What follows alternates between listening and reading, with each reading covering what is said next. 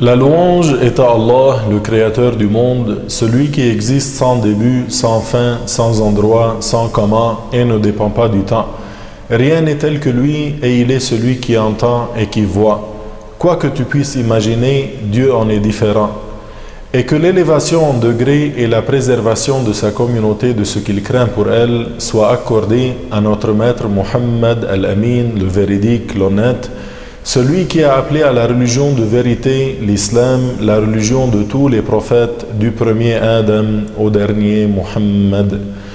Lorsqu'on demanda au prophète sallallahu alayhi wa sallam quel fut le début de la création, c'est-à-dire comment cet univers a commencé, il a dit ce qui signifie Allah existe de toute éternité alors que rien d'autre que lui n'est de toute éternité. Son trône, Al-Arsh, fut créé sur l'eau et il a fait écrire toutes choses sur la table préservée. Puis il a créé les cieux et la terre. Ce hadith était rapporté par Al-Bukhari. À la question qui lui a été posée, le messager sallallahu alayhi wa sallam a répondu qu'il n'y a pas de début à l'existence de Allah, c'est-à-dire que Allah est éternel, exempt de début, et rien n'est éternel sinon lui. En d'autres termes, Allah Ta'ala, lui seul, est de toute éternité. Allah Ta'ala crée toutes choses, c'est-à-dire qu'il fait exister toutes les choses qui existent après qu'elles n'existaient pas. Allah n'a pas fait que les créatures entrent toutes en existence en même temps. S'il l'avait voulu, cela aurait été. Mais il a créé les cieux, la terre et ce qu'elle contient de fleuves, de montagnes et de vallées dans 6 jours. La sagesse que l'on peut en tirer, c'est que Allah Ta'ala nous apprend la patience dans nos entreprises. La première des créatures fut l'eau. Le prophète a dit ce qui signifie, certes, Allah Ta'ala a créé toutes choses à partir de l'eau. Cela signifie qu'avant la création de la lumière, de l'obscurité, de la terre, des cieux, du trône et de la table préservée, Allah a créé avant toute autre chose l'eau. Il en a fait l'origine des autres créatures. Ainsi, à partir de l'eau, il a créé le trône, puis le qalam élevé, puis la table préservée. Après quoi fut créé le reste des choses, c'est-à-dire la terre, les cieux, les animaux, les montagnes, les arbres et les rivières. La dernière des créatures du point de vue du genre fut Adam. Il a été créé après le Asr du jour du vendredi. Il a été rapporté à propos de la description du trône que c'est un lit pourvu de piliers. C'est le plus grand des corps que Allah Ta'ala a créé. Le trône est le toit du paradis. Le messager d'Allah sallallahu alayhi wa sallam a dit ce qui signifie les 7 cieux par rapport au kursi ne sont que comme un anneau dans un désert et le trône, Al-Arish, est au piédestal ce que le désert est à l'anneau. Ce hadith était rapporté par Ibn Hibban. Ce hadith veut dire que les 7 cieux par rapport au piédestal sont comme un anneau dans une terre déserte. De même, le piédestal, Al-Kursi, par rapport au trône, est comme un anneau dans une terre déserte.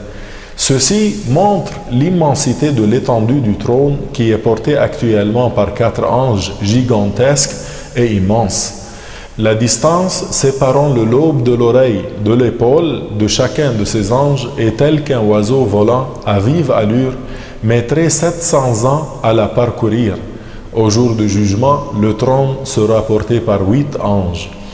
Le trône est entouré d'anges et il n'est pas un lieu où Allah Ta'ala serait établi car Allah n'est pas un corps et n'a nul besoin de l'endroit.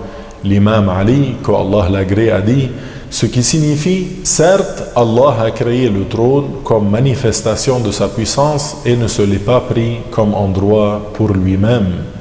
Le trône, tout comme le kursi, c'est Allah qui les a créés comme manifestation de sa puissance. Allah, lui, qui est exempt d'imperfection, existe sans endroit et sans direction. Après que Allah Ta'ala a créé l'eau et le trône, il a créé le qalam élevé, la table préservée, puis le reste des créatures. Il a été rapporté à propos de la description de la table préservée qu'elle est constituée d'une perle blanche entourée d'une pierre précieuse rouge et dont l'étendue fait 500 ans de traversée. Allah Ta'ala a ordonné au qalam d'écrire. Le qalam a donc écrit par la puissance de Allah Ta'ala sans qu'aucune créature ne le tienne. Il a écrit sur la table préservée ce qui avait déjà eu lieu et ce qui doit avoir lieu dans le bas monde jusqu'à la fin de ce bas monde. 50 000 ans après cela, Allah a créé les cieux et la terre dans 6 jours. Ainsi, il n'est pas un humain qui naisse, ni une goutte d'eau qui descende du ciel sans que cela soit conforme à ce qui est écrit sur la table préservée. La terre sur laquelle nous sommes est l'une des 7 terres que Allah Ta'ala a créées. Cette terre est celle qui est la plus élevée. Les terres sont toutes séparées les unes des autres. Dans la 7e terre, il y a un endroit appelé Sijjin. C'est le lieu où se retrouvent les âmes des mécréants après l'assimilation de leur corps jusqu'à leur résurrection. L'enfer est en dessous de la 7e terre. C'est le feu dont Allah a menacé les mécréants et les désobéissants parmi ses esclaves. La création de cette terre a eu lieu pendant les 2 premières des 6 jours. Après que Allah Ta'ala a créé la terre, il a créé les 7 cieux.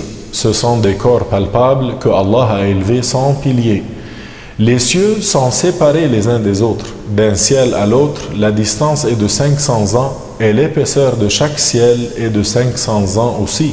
Et chaque ciel a une porte.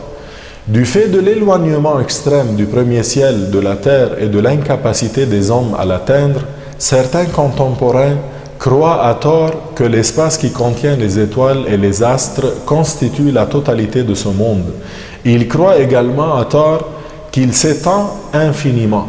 Il ne faut pas prêter aucune considération à leurs propos car Allah Ta'ala nous a informés à ce sujet dans le Coran et le prophète sallallahu alayhi wa sallam dans son hadith nous a appris autre chose que ce qu'ils prétendent.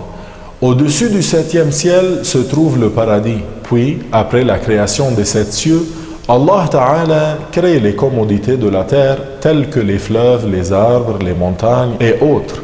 Ensuite, Allah Ta'ala a créé Adam à la fin du 6e jour qui était le vendredi. Adam fut la dernière créature du point de vue du genre et fut le premier des prophètes. Allah Ta'ala l'a créé à partir de la terre de cette terre-ci après que l'ange l'a mélangé avec de l'eau du paradis par ordre de Allah. À partir de la côte gauche de Adam, Allah a créé Hawa, Ève. La création des anges, des djinns et des animaux avait précédé la création de Adam. Enfin, je demande à Allah d'augmenter notre connaissance. Walhamdulillahi Rabbil Alamin.